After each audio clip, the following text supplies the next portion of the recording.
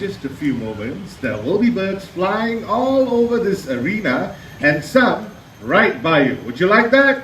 Yeah. Yes? Okay, now before all that takes place, we will need your help. Now, ladies and gentlemen, when the birds fly really low above you, please do not try to reach out and touch them. Now this is for your safety and for the bird's safety as well.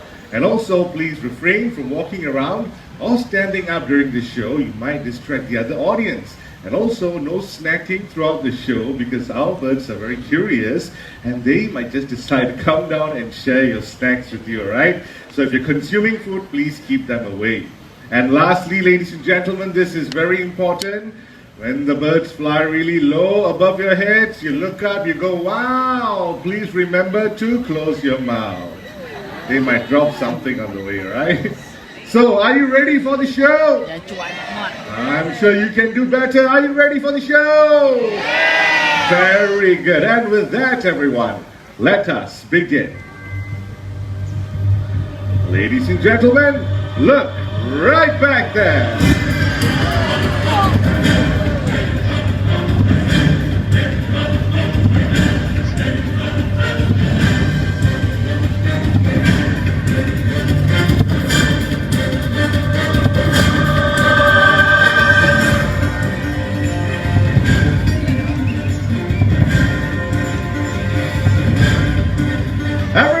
This impressive eagle on my arm is the white-tailed sea eagle. White-tailed sea eagles can be found throughout the coastal areas of Europe. In fact, they are considered to be one of the top 5 largest eagles in the world. Now, the main source of diet for these birds consists of fish, but they're also known to go for smaller birds and mammals as well. When you take a good look at it, don't you think it's a pretty big eagle? Yeah? Well, if you think he's big, the females are much larger. For the males, right, wingtip to wingtip, it's about 1.8 meters. For the females, it can get up to 2.4 meters. So you can imagine how big, strong, and powerful the girls are, right? His name is Junior, and we're going to watch him make a flight all the way back home. A round of applause for Junior, ladies and gentlemen. Thank you. Very impressive eagle.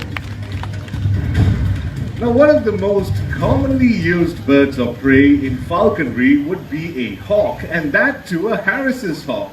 Well, joining us this morning, we've got Hawkeye. Hello, Hawkeye, right over here. Now, Harris's hawks, like Hawkeye, can be found in Central and South America. These birds are commonly used in falconry because they're known for their ability to maneuver very well. They're also very sociable and easy to train, making them a good choice for hunting. In the wild, Harris's hawks are known to hunt in packs of about 8 to 9 birds. Usually, the younger birds will flank out the prey and the older and experienced birds will go for the kill. So lots of teamwork involved. They are also known to build their nest on top of cactus. Well, this is to prevent other birds from reaching their eggs. So you can imagine how intelligent they are. Now, ladies and gentlemen, I mentioned the word hunting earlier on. Do you want to see some hunting right now? Yeah, okay, but before that, I'll tell you what happens during a hunt. You see, the falconer will start scanning the area in search of prey like pigeons, pheasants, and even very large rabbits. Right now, are you able to spot any movements right back there? If you do, let me know. Let's see if your eyesight is as sharp as the hawks. Anyone spotted anything moving? Where, which direction? Are you sure? Very sure. Okay, so looks like our hawk is now ready for the hunt. There goes the prey, off goes the hawk, and whoa, that was a very nice catch. A round of applause for Hawkeye, everyone. Thank you. Oh, did you see that chase? Now, ladies and gentlemen, please do not be alarmed, all right? That is not a live prey. We do not use live prey in our show. That would be a dummy prey. And once the hawk has caught something, it'll be very reluctant to let it go. It gets extremely possessive over its catch. So the falconer would have to do a simple exchange to separate the bird from the catch, just like that. And once he's done so, he will then call the bird to his gloved fist. So Shawal, can we see what Hawkeye has caught for us? Ah, nice big juicy rabbit, well done. Are you having rabbit stew for dinner? Yeah? Okay, let's give them a round of applause, everyone. Thank you. Now, one of the most commonly used birds of prey, okay, besides the flights of eagles, hawks, and falcons, the modern falconer would also fly his nocturnal counterpart. When I mention the word nocturnal, what type of a bird of prey comes to your mind? Oh, say it louder. Owls, well done. Now, ladies and gentlemen, boys and girls, the modern falconer would also fly owls. Well, this is to mainly demonstrate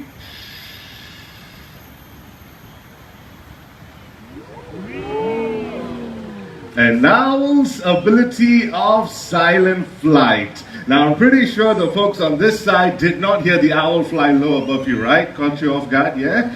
Owls have this ability to fly silently without making any noise at all.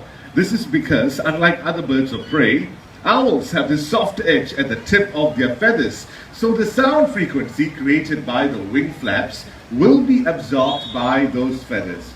Well, that's not the only reason, there's another reason too. Now, ladies and gentlemen, boys and girls, what do owls mainly hunt for at night? Anyone knows? Mice and rats, right? Rodents. Rodents come out at night, and rodents have a acute sense of hearing. So the owl would have to be very quiet in order to catch its prey without being detected at all. That's why they're also known as the silent hunters of the night. Now, this adorable looking owl over here is Belang. Okay, he's a Malayfish owl. Malayfish owls can be found throughout Southeast Asia, and this particular species has evolved to hunt for fish. So that makes them very unique, okay? And I'm pretty sure some of you are able to hear him call. There you go, let's say it one more time over the mic. So Belang, I'm going to call fast one more time. One more time, right? That's a silent version. Okay, there you go. Pretty cute, right? And by the way, ladies and gentlemen, he's a very special owl to us because he was hatched and raised right here in the Jurong Bird Park at our Reading and Research Center, which is located right back there. And this year, he would be 8 years old. We're very proud of him, huh? Now, talking about these owls in general, there are more than 200 species of owls that can be found throughout the world. More than 200. But none of them can be found in Antarctica. And having said that, Belang will now be joined by our parade of owls. Here they come, one by one. We're going to watch you make a flight back home. Good boy. All right, ladies and gentlemen, we got three lovely owls out here. And I'm going to start introducing them one by one. We're going to start off with this massive looking one on my left. Everyone, this is Max. What's his name? Well done. Max, the Eurasian eagle owl. Eurasian eagle owls can be found throughout Europe and Asia, and they are the world's largest and most powerful owls. This bird is so strong that it is capable or known to bring down foxes. That's how powerful they are, okay? Check out his massive talents. And just like Belang, Max was also hatched and raised right here in the Jurong Bird Park, and this year he would be 4 years old. Thank you very much, Max. Moving along, we've got Rika. The Bengal eagle owl can be found in India, also known as the rock eagle owls, because these birds are known to be found on rocky surfaces. They're also known as the Indian eagle owls. Now, if you take a look at Rika and you take a look at Max, don't you think they look alike? Yeah, just a difference in size, right? But in fact, they are two different species. And once again, everyone, pay close attention to Rika. You will notice that she's able to turn her head all the way to the back. Look at that. Okay. So here's the question for all of you. How many degrees do you think an owl is able to turn its head? Sorry? 360 degrees. 360, okay. Anyone else different answer? I'll shout it out loud. 180. Okay, I heard 360, 180. How about the folks on this side? Sorry? 270 degrees. Okay, we've got three different answers. I'll make this easier for everyone. Now, ladies and gentlemen, how many of you think it's 360 degrees? Raise your hands. 360? 360. Okay, what about 270 degrees? 270? 270? Okay, and 180 degrees. 180. 180. Okay. Well, the correct answer would be 270 degrees. There you go. Ladies and gentlemen, 360 not possible. That is a full circle. The owl must sprain its neck, right? We don't want that happening. Thank you very much, Rika. And lastly, we've got Mona, the spotted wood owl, also native to Southeast Asia. In fact, they are the largest species of owls that you can find right here in Singapore. Now let's have one more look at them while they make their way back home. Once again, let's give them another big round of applause. Thank you very much.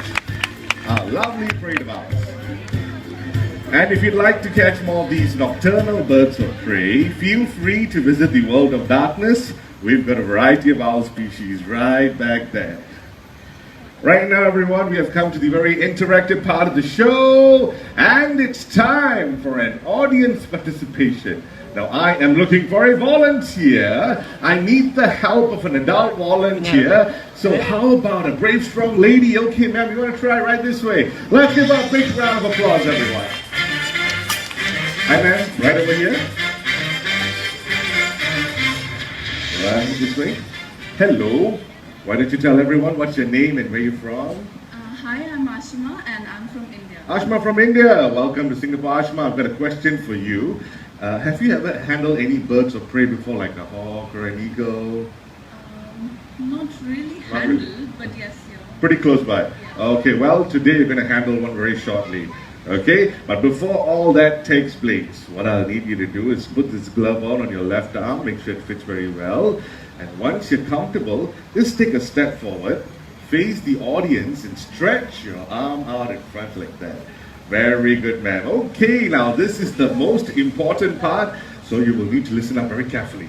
Okay, when the bird flies down, lands on your arm, you will need to keep absolutely still because it's a pretty huge bird of prey, it's about this size. So when it lands with a big impact like that. Boom. Will you be able to keep still? No problems? No problem. So what's the most important thing? Do not Move. Do not move your arm, because if you move your arm, instead of landing here, it's going to land on your head. So, are you nervous? No. You look nervous. No, I'm not. You sure? Okay, no worry. I'll be here to help you out, alright? So Ashma, are you ready for this? Very good. Now Ashma and everyone else, if you're all set, look right back there. Can you see her making her way down? Here she comes. Low above your head. And a touchdown. Well done, Ashma. Well done. We're going to watch her make a short fly to Shawal. Thank you very much, Shawal. How was that? Oh, hang on. Don't take off the glove yet. How was that? Awesome. Awesome, right? Now, Ashma, take a look at that bird. Do you know what type of a bird of prey that is? What type? Do you think it's an eagle, a hawk, or a vulture? A vulture, very good. To be exact, that would be a hooded vulture. Hooded vultures are one of the smallest vultures that you can find in Africa. And right now we're going to get it to fly and land on your arm one more time. You stand over here, man. Right over here so the folks on this side can get a better view of our vulture. Once you can stretch your arm out, there you go. And can you call for her name? Her name is Hazel. Hazel! There she comes. Whoa, very nice. Now slowly swing your arm around and pose for a nice picture. In the meantime, can you hold on to this mic? So Ashma, is Hazel heavy? No. Not really? How many kilos do you think she weighs, roughly? 5. 5? No. Lesser. 3? She's about 2. Oh. Can you handle her for the next 10 minutes? Yeah. No problems? Yeah. Okay, bye. I was just joking. Okay, we're going to watch.